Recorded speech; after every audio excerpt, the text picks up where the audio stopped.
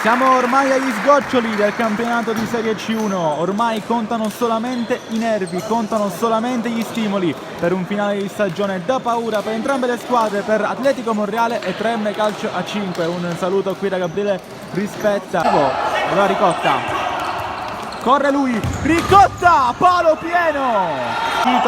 L'appartenenza ai playoff di quell'anno, Ricotta salta a Tripoli, Ricotta! Può pensare Salamone.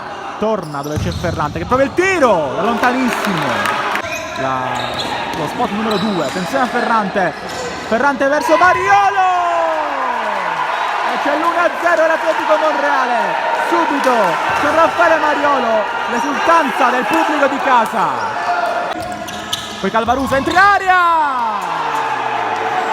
Calvaruso si conferma il miglior marcatore stagionale del Tremme. Centro numero 17 per il numero 7, 1-1. La Juve il 10, poi Runfolo. La Ricotta se ne va, imprendibile, Ricotta, Calvaruso al centro. Cosa si è mangiato Ricotta? Fa tutto bene tranne la conclusione. Accetta il tiro, Tripoli. Rimane in palma ancora Tripoli. Miracoloso, poi esce l'Atletico. Lucchese gli prende palla e poi arriva un'altra volta Super Tripoli. Va proprio lì numero 8, deviazione di Lucchese, anzi Gaccetta. Lucchese affaticato, traversa piena, con l'accento per Ferrante. In questo caso ancora Cottone, lo scambio per Calvaruso che mette a sedere il portiere, Cottone colpito, fallo, calcio di rigore. Va Runfolo, centrale, potente, Runfolo, 2-1. E allora ancora Salamone che sbaglia il passaggio, Ricotta 2 contro 1, Ricotta, manda fuori. Poi a Mariolo, Calvaruso al centro, Runfolo, incredibile, Super Tripoli un'altra volta. Di nuovo anche il numero 19, rischia Salamone, riprende palla Ricotta, contro Tripoli al centro, Calvaruso, doppietta per Cristian Calvaruso. L'errore di Salamone sta condannando i suoi.